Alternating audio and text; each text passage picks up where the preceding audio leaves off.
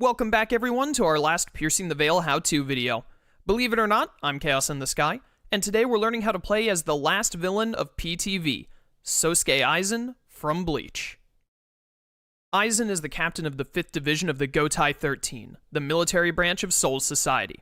However, Aizen plots to betray his fellow comrades while fooling them all, so that he can achieve his true ambitions, overthrowing the Soul King. Using his Zanpakuto to cast illusions over all of Soul Society, Aizen bides his time until he can reveal himself in an effort to steal the Hagokyu, an object that will grant him the power necessary for his takeover. With it in hand, he seeks to invade Soul Society with his many followers and take the throne by force. Aizen seeks to usurp the Soul King and take the throne for himself. In anime Villainous, this is translated to Aizen's objective being to play Invasion, an effect tile. It's never that simple though, because not only does getting to play Invasion take some work, it leads to more trouble in your showdown phase. The first thing we need to go over is how you play Invasion. It's not a card you draw, it's actually on the flip side of an item tile that starts in your territory, the Hagokyu. The Hagokyu starts the game at Las Noches, your far right location, which begins the game locked. That's right, Aizen is anime Villainous' second lock token character, after Crocodile. To get the Hagokyu, which you need to play Invasion, you have to unlock Las Noches. But the Hagokyu isn't the only thing waiting for you there.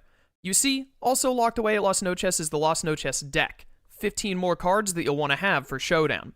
Once you unlock Las Noches, the Hagokyu will attach to Aizen and shuffle those 15 cards into your villain deck. Because 15 of Aizen's cards are locked away at the start of the game, your villain deck only has 20 cards in it to start with. This will help you cycle through the cards you need to unlock Las Noches faster, and then when you unlock Las Noches, you'll get the cards you're going to need for Showdown. We'll talk about what's in the Las Noches deck later. For now, let's look at how you unlock Las Noches and what Invasion does. To unlock it, you have to use an effect card called Complete Hypnosis. When played, it reveals cards from the top of your Fate deck until you reveal a hero. You then gain 1 power for each card revealed, and then discard those cards. When you discard the hero card Rukia using Complete Hypnosis, you then unlock Las Noches. That's all there is to it, which sounds simple, but can be difficult. Let's take a quick look at Rukia. She's a 3-strength hero, and her ability is that when she's played, if Las Noches is locked, she's discarded, and the one that played her finds and plays a Shigo, another hero we'll look at later with the Fate deck. It's possible that while you're trying to discard Rukia with Complete Hypnosis, your opponent could play her with a Fate action, which puts her into the Fate discard pile by her own ability. You may be thinking that if that happens, what do? Do you have to use Hypnosis to reshuffle the entire Fate deck? That would be very difficult. Instead, Aizen's ability is the solution to this problem. His ability is that each time you play a scheme, you may choose a card from your Fate discard pile and shuffle it into your Fate deck. Aizen has 7 total schemes in his starting deck of 20 cards, so you have plenty of opportunity to return Rukia to the Fate deck should she end up discarded before you unlock Las Noches. So, once you hit Rukia with Complete Hypnosis, Las Noches is unlocked, and the Hagokyu has you shuffle those 15 cards into your deck. Then, you attach the Hagokyu to Aizen. From then on, at the end of your turn, you have the choice to flip the Hagokyu to play Invasion, entering Showdown. When Invasion is played, you take all heroes from your Fate deck and Fate discard pile and separate them into 2 face-down piles. Then, you choose an opponent. That opponent chooses and reveals one of the piles and plays every single card from it. The other pile gets discarded. This, of course, is going to lead to a lot of heroes you need to defeat. When you create 2 piles, you can make the numbers whatever you want. You can have one pile be just one hero, with another pile having all the others, or you can split them 50-50. Your opponent gets to choose whichever pile they want to play, so I recommend taking the 50-50 approach unless you're trying to style on your foes. Do notice that you get to build the piles however you like, and your opponent does not get to see what's in the piles until after they've selected one. You can spread out the stronger and weaker heroes so that no matter which pile your opponent plays, it does about the same amount of damage to you, or you can play risky and put the weaker heroes in one pile and the stronger ones in the other, and hope your opponent picks the easier pile to deal with. There's also always the option to just split them completely at random. Just have fun with taking over Soul Society, you know? Another thing you need to realize about Invasion in the Hagokyu is that you don't have to play Invasion the moment you get the Hagokyu. You can hold on to it for a while to set up your board with allies and the like to be better prepared for your showdown. Or you can trigger it the moment you have the Hagokyu and get right to fighting. Your call. One last thing is that Aizen does have, clearly, a guaranteed showdown. If you end your turn playing Invasion, your opponent plays all of the heroes before your showdown check, which means you have to defeat all those heroes to then win the game. Alright, now that we've gone over the Hagokyu, Las Noches, and Invasion, let's look at the rest of Aizen's deck. We'll look at the other cards in his starting deck of 20, and after that we'll look at the 15 extra cards you get from the Las Noches deck. First, we're going to look at Kyoka Suigetsu and 5th Division, an item and form. Kyoka Suigetsu attaches to Aizen. At the end of your turn, you may pay 1 power to look at the top 2 cards of your Fate deck, then put each either on the top or bottom of your Fate deck.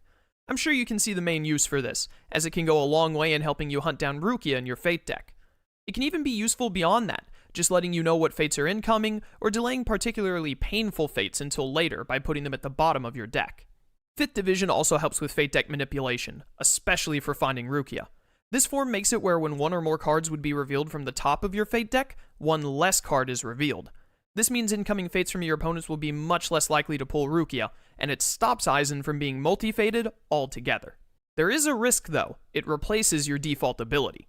That means if Rukia gets discarded by an opponent, you'll need to shed your form to be able to use schemes to get her back, or go through a full Fate deck reshuffle, which is not easy to do. 5th Division is discarded when you defeat a hero, by the way, but it also makes your strength 0, so clashing is very difficult to manage. Aizen has other solutions in his deck for defeating heroes to get out of this form though, which we'll talk about soon. Let's look at those schemes you'll want for your ability next. First we have Betrayal and Central 46. Central 46 triggers after the targeted player plays a card from Aizen's Fate deck during their turn. Notice this specifies during the opposing player's turn, so it won't trigger on invasion happening. Once triggered, Central 46 lets Aizen look at the top 2 cards of his Fate deck, discard any number of them, then put the rest back on top of his Fate deck in any order. Fate deck manipulation is always strong, and this is even more so as it can get closer to Rukia, and set her up for being discarded by complete hypnosis. The other scheme, Betrayal, triggers when the targeted player defeats a hero. Aizen may then choose a hero in his territory, and that hero loses 2 strength. A very good hero weakening tool, and Aizen will have a lot of heroes to weaken and defeat in Showdown, so it's always helpful. Aizen's other 2 schemes, Fake Death and Hagokyu experiments, help manipulate his villain deck, a little different from his Fate deck tools. Fake Death triggers when the targeted player discards an ally. Aizen then draws 3 cards, and discards any 2 from his hand.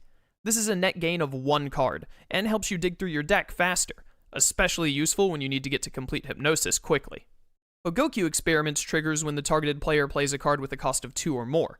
It then lets Aizen choose up to 4 cards from his discard pile and put them on top of his deck in any order. If you've run out of complete hypnosis, this is great to get them back quickly for the Rukia hunt, or just to get some strong cards back in general. Next we have 2 effects that Aizen uses to deal with heroes, Hado number 90 and Shunpo. Hado number 90 is easy. It's an expensive 4 cost, but it just defeats a hero. This can be a good nuclear option when you have a strong hero to deal with, and can get you out of 5th Division easily if you need your original ability back in a pinch.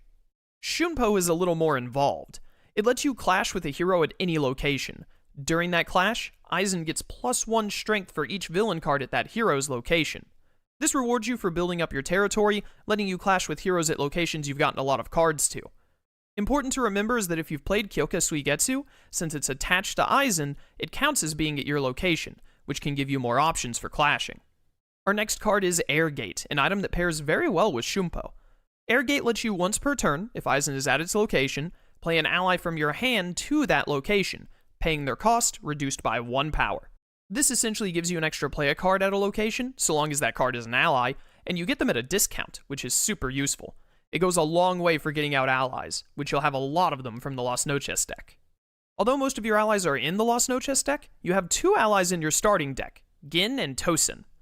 Tosen has all heroes at his location get -1 strength, making it easier to use Shunpo since he also buffs its strength for the clash, and with 3 strength, he can take down plenty of heroes on his own. Gin, meanwhile, is a very interesting one. When performing a Vanquish action, Gin may only be used to defeat a hero at any location other than his. This basically means he's the inverse of how allies usually work in Vanquish actions. Typically, the ally and hero have to be at the same location to vanquish, but for Gin, he cannot vanquish a hero at his own location, and can instead only target the other 3 locations in your territory. This means he covers a lot of ground, but a hero that ends up at his location is out of his reach. That covers your starting deck, so now we're going to look at the cards from the Las Noches deck. All of the villain cards we'll talk about from now until the Fate deck do not start in your villain deck when you begin the game. You only get access to them after you've unlocked Las Noches. We're mostly going to be seeing allies composed of the Espada from Bleach, and just a disclaimer, I'll try my best, but I make no promises with pronunciations here. I'm convinced Bleach's author, Kubo, went with some of these names specifically to spite me when making these videos. Our first 3 allies will be Ulkoira, Berrigan, and Neutra. Ulkoira, who I hope I am pronouncing at least close to correctly, has the ability that when you use him to defeat a hero, you may discard an ally from your hand instead of discarding him. Given his 3 strength, this is very useful for keeping him on board, and it saves you power by just discarding an ally rather than playing one to replace him. Next is Berrigan, who makes it where each time another ally is played to Berrigan's location, you may choose a hero at his location. That hero then loses 1 strength. This can really help weaken other heroes so that you can clash them, or get them in range of Aizen's other allies. Neutra, when played, lets you perform a vanquish action using him. Despite his low strength, this can help clear your territory fast by pairing him with other allies, or targeting a hero that's been weakened by Berrigan or Betrayal. The next 2 allies we're looking at are Tyr and Yami. Tyr's ability is that all other allies at her location get +1 strength. She has a good strength value of her own, and boosting other allies will make dealing with invasion even easier. Yami is an interesting one. His ability is that when he's used to defeat a hero, if he has a strength of 2 or less, Yami gains 5 strength instead of being discarded. Given he only has 1 strength to start, he has a really hard time defeating a hero without assistance from a fellow ally. But once his ability triggers, he can handle most any hero on his own. A great 1-2 punch. Our next 2 are Zamari and Coyote, who I call the movement allies. When Zamari is played, you may swap the locations of 2 allies. This includes Zamari himself, so you can use him to reposition a stronger ally into place to deal with a hero, like, say, Yami or Tyr. Coyote, on the other hand, doesn't move other allies. Rather, he moves himself. Each time an ally is played, you may move Coyote to that ally's location. This means you can throw out Coyote to any location, really, and he'll be prepared to help ambush a hero the moment another ally drops. Our final 3 Espada members are Grimjaw, Celaporo, and Araniero. I want you to know I didn't even look up how to say the last 2. I thought it would be funnier to just give it my best shot. Grimjaw gets +1 strength for each hero at his location, making him a great option for dealing with a location that's been stacked with heroes. Invasion is very likely to make at least 1 location with 2 heroes at it, if not more, so his ability can really work out. Celaporo has a similar ability, but he gets +1 strength for each scheme that you control. Aizen has 7 schemes, so this ally can get pretty high up there in the right circumstances, and it may even scare your opponent into triggering your schemes, potentially playing right into your hands. Aranero also gets strength, but for him, it's based on how many allies are in your discard pile. You'll be playing and then discarding a bunch of allies after you've played Invasion, since there are so many heroes to defeat. This means Aranero can come in late with the power of his fallen allies to take down a hero relatively easily. That's all of the Espada, whether I said their names right or not, but there are 2 more cards you get from the Las Noches deck, Hollow King and Hagokyu Fusion. Hollow King is an effect that lets you either move an ally at your location to any location, or it lets you perform a vanquish action. Very versatile for moving your allies around or having them take down more heroes. Hagokyu Fusion is Aizen's 2nd form, and it gives him a very strong 4 strength. That's enough to clash most any hero in the Fate deck.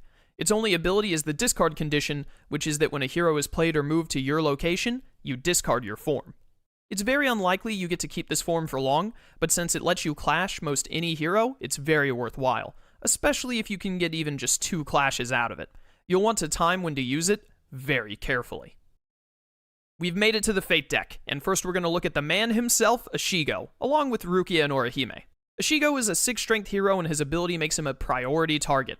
Each time another hero is defeated, if there are any allies at Ashigo's location, Aizen must choose one of those allies to discard. This basically means you need to target Ashigo first, unless there are no allies at his location. Losing out allies while you defeat other heroes is a nasty setback. Rukia we saw earlier, so I'll be brief. We know what Ashigo does now, so if Las Noches hasn't been unlocked, she'll get him into play whenever she arrives. If Las Noches has been unlocked, however, Rukia's ability no longer works, so she essentially becomes a 3 strength hero with no additional ability. Still someone you have to take down, but definitely not a priority. Orihime is the only 2 strength hero in Aizen's Fate deck, but her ability is a major issue. She makes it where all other heroes at her location get +2 strength. This pairs very well with Ashigo, who discards allies from his location if you defeat a different hero, like Orihime. The 2 of them are an annoying pair for Aizen, and they can both still be a headache when separated as well. Our next 2 heroes are some of Aizen's most troublesome, Urahara and Kenpachi.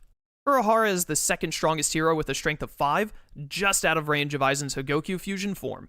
When he's played, the one playing also gets to discard a scheme controlled by Aizen, which is an unfortunate setback. Kenpachi is only 4 strength, just in range of your form, and thank goodness for that, because Kenpachi's ability is that he can't be defeated by allies. This means, outside of Hado number 90, you have to clash with him to get rid of him, so you'll want to target him with strength reduction like Barrigan or Betrayal, and keep a Shumpo or Hogokyu fusion on hand. We have 3 other 4 strength heroes, Mayuri, Byakuya, and Toshiro. Mayuri's ability is that when he's played, each other hero and ally at his location lose 1 strength. He can't really tell friend from foe, but the one playing him will probably make sure he hurts allies more than he does heroes. Byakuya, when played, moves any number of allies at his location to adjacent unlocked locations. This can really disrupt where you've put down your allies, making it harder to use them in vanquishes. Toshiro also deals with ally movement, making it where Aizen cannot move allies to or from Toshiro's location. This does stop Zomari, by the way, since swapping allies counts as moving them. Toshiro will force you to play allies directly to him to deal with him, otherwise you'll be looking to clash with them. Our final 2 heroes are Uryu and Renji, both at 3 strength. When Uryu is played, Aizen loses 2 power, a classic ability and always an annoying one, since Aizen wants all the power he can get for his expensive kill tools. Renji's ability is that when you perform a vanquish action to defeat him, at least 2 allies must be used. You'll likely want to find an opportunity to clash with him because of this, since most other heroes are strong enough that they also need 2 allies on average to defeat. That's all the heroes, but we also have 2 effects in the Fate deck, Gotai 13 and Bankai. Gotai 13 forces Aizen to reveal his hand. The one playing it then gets to choose 1 card from his hand and shuffle it back into his deck. An annoying setback at any point in the game, as it will likely take away one of your kill tools during Showdown, or something like Complete Hypnosis beforehand. Bankai is an effect that lets the one playing it choose a hero. That hero gains 1 strength, then they may be moved to any unlocked location. Aizen already wants to weaken heroes as much as possible to be able to clash with them, or be able to use less allies to defeat them, so Bankai can be a serious headache at times. Finally, we have Aizen's challenge, the Visored. Visored makes it where Aizen cannot win his showdown. It literally just says he can't win the game, full stop. So of course, that means you must get rid of it to finish the game. To discard the Visored during his turn, Aizen may discard any number of schemes he controls, which means schemes that are in play, not in his hand. Then he can pay 6 power minus 2 power for each scheme discarded. The Visored can be very expensive to get rid of, so you'll often want at least 2 schemes in play before getting rid of it. It's something you'll have to plan for in almost every game, because it is very likely to come up given that its ability is so strong. Make sure you keep it in mind as you get close to finishing your showdown. So that covers everything we need to know to play as Aizen, a scheming mastermind who seeks to claim the Soul King's throne for himself. You'll have to hunt down Rukia for the Hogokyu before amassing your allies to launch an invasion against the many heroes that stand against you. If you have any questions about Aizen, leave a comment below and I'll do my best to answer. Also look at the description for the playlist to see all the other anime Villainous how-to videos so you can learn about any other characters that interest you. Thank you for watching this video, and I hope to see you again for more anime Villainous videos in the future. Until then, farewell.